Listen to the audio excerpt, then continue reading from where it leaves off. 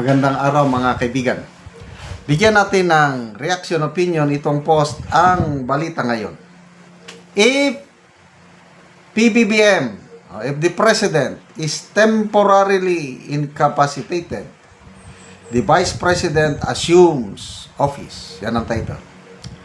Mariing iginiit ni dating COA at COMELEC Commissioner na si Atty. Rowena Guanzon na malinaw ang sinasabi ng konstitusyon kung ang Pangulo ay pansamantalang incapacitated kasunod ng mga usapin sa kalusugan ng Pangulong Ferdinand Marcos Jr.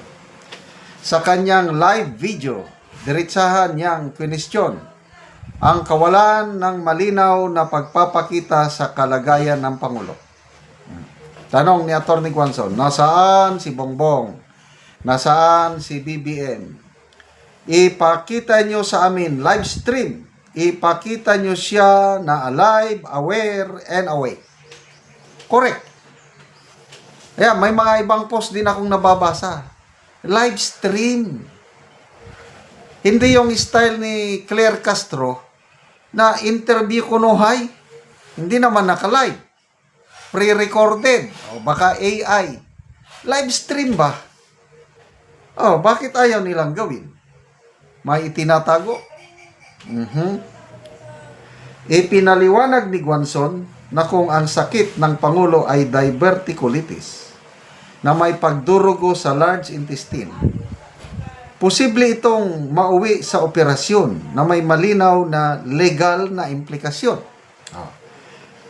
Kasi pag yang diverticulitis na yan at dumugo na yung large intestine niya, kailangan na yan ng surgery.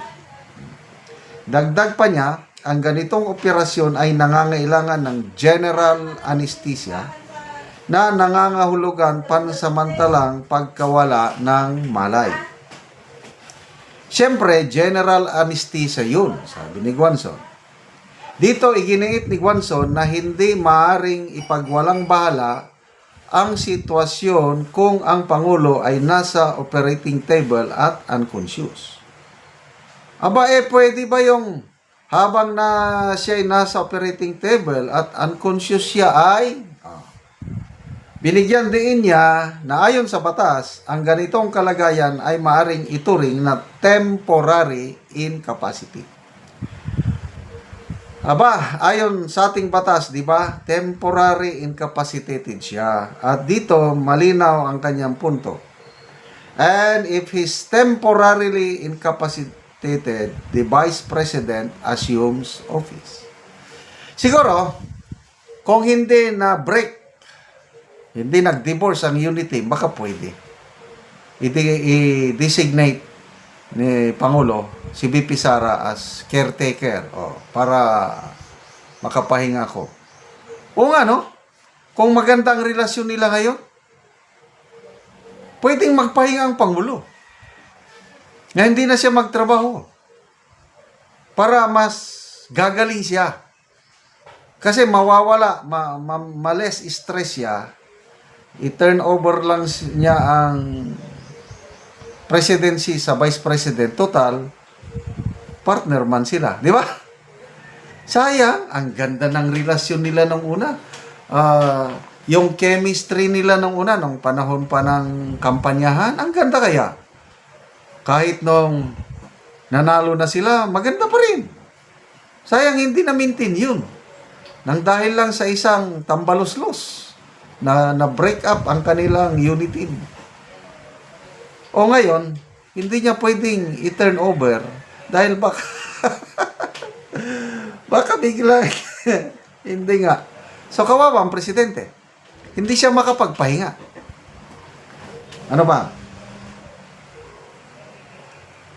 Hindi rin umano sapat ang paliwanag na ang gabinete ang umaakting sa ganitong sitwasyon.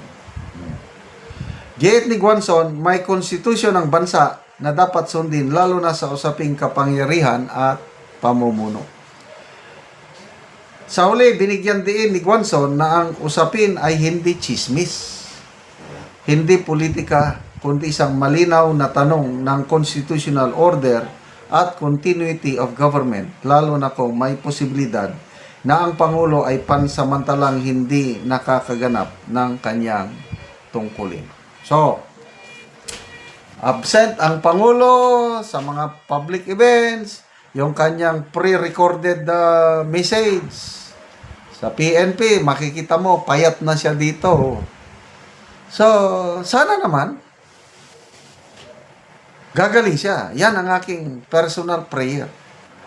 Kayo na nagdarasal ng iba, kayo na iniisip nyo kay birthday wish ni Cara David, eh bahala kayo. Presidente pa rin siya na kailangan niyang gumaling para tapusin niya ang kanyang termino. Para ayusin niya ang napakalaking problema ng bayan na sa tingin ko, common responsibility niya, bakit tayo nagkakaganito? Wala nga tayong pandemic ngayon eh. Oh, panahon ni PRRD, may pandemic, may all-out war sa Marawi, nakaya naman niya, naitawid niya ang bansa. Kaya umalis ang ating Tatay Digong sa opisina niya with the highest approval and trust rating, 81%. O ngayon, itong presidente ngayon, negative na. 3 years pa lang. So, dapat magpagaling para maayos niya ang ating mga problema. O, ang ating economic growth. Lumabas na yung 4.4% lang ang economic growth natin ng 2025. Masyadong mababa. Ano yung target sana nila? 6 to 6.5. Ang layo. Halos 2 point something ang So, ayusin nila. Ang daming problema. Isang problema ngayon, yung lumalalang tension with China na dahil lang sa salita, dahil lang sa isang Commodore ng Coast Guard na sobrang pagmamahal sa bayan, ayaw niyang maalkansi, kaya ginawa niyang katatawanan ang presidente ng China. Kaya umaalma ang Chinese officials at yun na. Baka magbubunga ng declaration of persona non grata, alis ang buong Chinese embassy. Ano mangyayari sa ating 500,000 OFW sa China? Daming problema. So, salamat mga kaibigan sa inyong pagsubaybay sa ating channel. Nakakatulong kayo ng malaki sa tribong talanding ng Bukidnon dahil ang income natin sa channel na ito pwedeng namimigay tayo ng libreng yero at pako para makapagpatayo sila ng mas maayos na tirahan. Panoorin nyo ang video na ito. Karon mao na niyang matagaan og yero si Kuya. Okay, salamat kayo sa Ginoo nga nainabangan na gyud ko. Nang sin nga niabot. So si Kuya natagaan og yero. So Balay nga nangabuslot na mao ako. ang iyang balay nang kuha na ang atop. So mao ni ang hitsura sa balay ni Kuya nga buslot og tuluan na gid kaayo ang ilang kahimtang kung muulan. So di pang sapahan na lang og sako. Tungod sa di na makaya ang ulan. Kay dili na sa makaya kung ulan, sapa na lang og sako. At haron tayo mamada ko kuan. Bente. At ikunan da. Mga bulsot na gid kaayo. Kita na. So karon Kuya, pila na ni katuig ang imong balay nga bulsot naman na nanay mga tulo kung ulan. Kuan na ni siya ka tuig, 15 na ni ka tuig. Unya tungod sa tong kawadon, ang sin nga akong na gamit ani so nakatong pinakanipis na gid sa tanan mo nga So pagkakaroon. dali ra siya makuan na daot. Dali ra gyud kay nipis man. Tungod So sa kanipis kay di man ta makakayo baga gyud nga asin. so pila na imong edad Kuya? Kuan ako karon 41 So na ko. na kay anak. Na ako'y duha ka anak kunya tanan naga-eskwela. So si Kuya. So ang imong panginabuyan Kuya, Kuan ra mag-uuma ra gyud so mag-uumara. So si Kuya natagaan og yero, so makaatop na gid ka karon Kuya.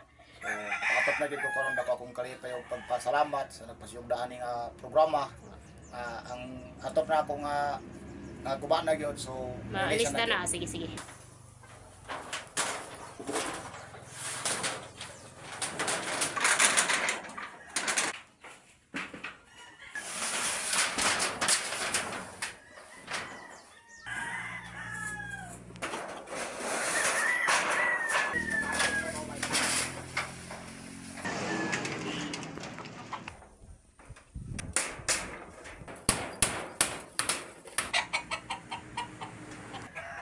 So nahuman na og atop si kuya sa iyang balay, so dili na gid siya tuluan, nindot na kaayo kay nahuman na gid og atop.